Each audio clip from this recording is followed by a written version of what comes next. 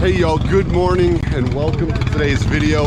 If you haven't been tuning in, we are doing a little mini series on the motorcycle chase. It's the cross-country chase and it's starting here in Cape Girardeau, Missouri.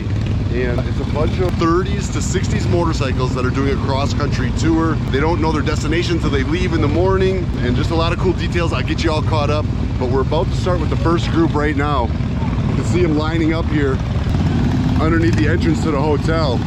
So they break it up into 3 groups. Group 1 is anything under 500 cc's. They get to go first.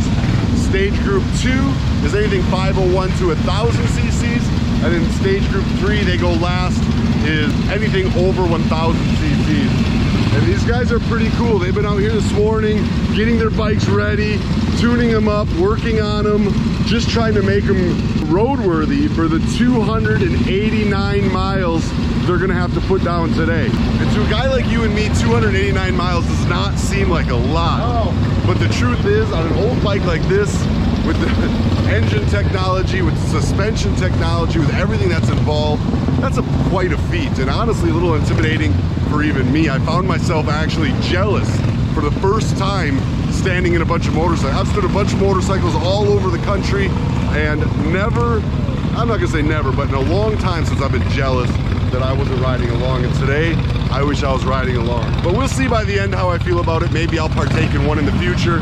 This is kind of a learning curve for me about something absolutely new. Just excited to be joining, following them, and sharing this adventure with y'all. Give me lots of extra. Hey, you got it. Woo.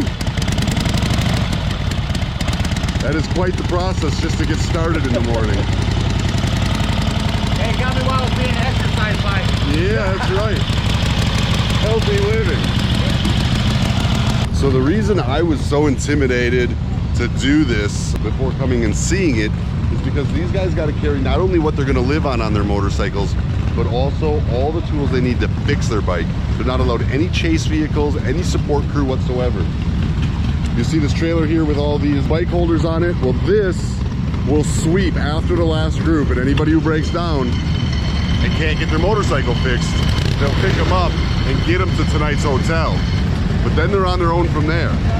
So without having the knowledge of how to fix these bikes and not having the ability to have a support crew, to have somebody with me that does know, just seemed a little bit intimidating to me. Thought, well, maybe I should wait and see how it goes, and then think about maybe joining the Cannonball or the next chase. Cannonball's the same thing, but it goes twice as far, but it allows you to have a support team. So it's kind of, you know, it's a more difficult ride. I feel like I can handle the riding end of it, but it allows you to have a support team for, you know, the breakdowns, which is what I think I'd have the biggest trouble with.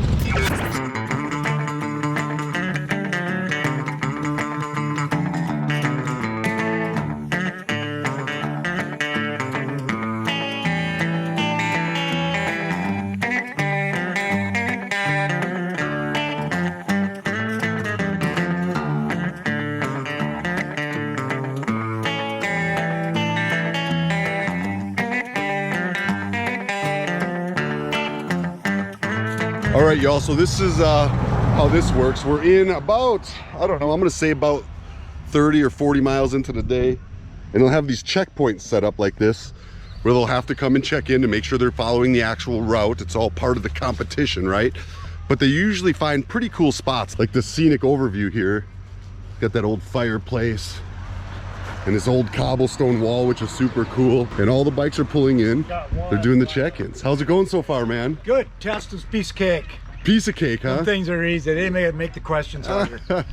So what he's talking about is every one of these stops, they've got check-ins and questions about scenics and information about what they've ridden, but they're all multiple choice. So you can, you know, kind of guess if you got to a little bit. It makes it a little bit easier for everybody. How many multiple choices do you have for each of those? You got A, B, C, D. So you got 4 multiple choice options on each of the questions. So all the guys are here, they're filling out their questionnaires, and then they're back to the road for some more riding.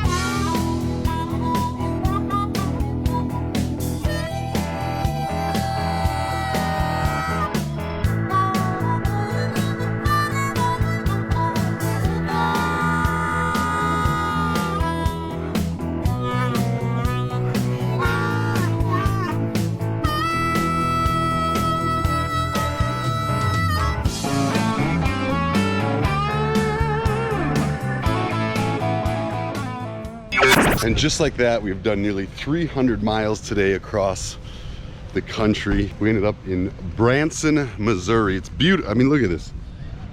Just absolutely gorgeous. There could not be a better scene for all these beautiful classical motorcycles to park in. Just unreal. So we started at about 7 a.m. and it's now 4 o'clock. That is precisely how long it took us to travel these 280-ish miles. What did you ride on today? 1960 BMW R60, so we can have a cold beer. Amen, brother. You've been carrying that the whole way? No, we just got it at the last gas stop. I was gonna say it would be cold. Good for you guys, man. Beautiful bike. How'd it run? Good? Ran like time. No problem. Keep up with. He's hard to keep up with? Yeah. And what are you on? I'm on this 39. 39 Knucklehead? Yes, sir. Beautiful bikes, man. Absolutely. What was your favorite part of the ride today? Oh, it was all good. The first part. The first That row. Kirby ass thing Well, was good. I loved it. Since I used to grow up in the area, I rode through a lot of towns. I had girlfriends I knew in it back in the yeah. day. Oh, yeah. It was like memory That lane. just went on the interweb. Spoken like a man holding a PBR in his hand for sure. Yeah, that's amazing. Well, it's just too cool to watch you guys. So the word amongst the bikers is 6 total bikes did not make it today. They had broken down and got picked up on the trailer. They'll be brought back here to the lodge, and then they're on their own to figure it out from there. So one of the old timers was just telling me, he said usually day 1 is the day that shakes out the most bikes, the guys that weren't prepared or the bikes that weren't up to the snuff. Most of the rest of them should make it the rest of the trip, although I'm sure we will lose a few of them. Nonetheless, very interesting. You get the bike, you get it on the road, and you try to keep it going day to day to day. And in the end, we will have one winner of the cross-country chase. The lodging for tonight is at the Chateau on the lake, and it is absolutely stunning.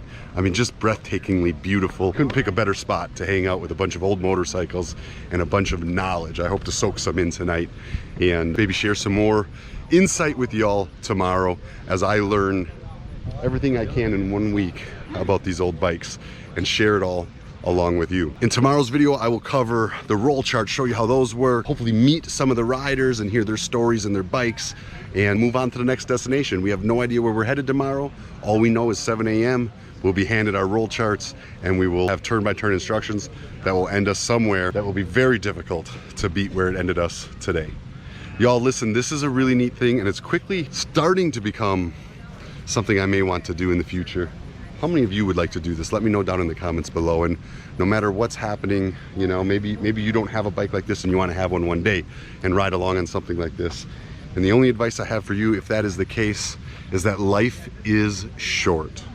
Buy the damn motorcycle. And we will see you in tomorrow's video.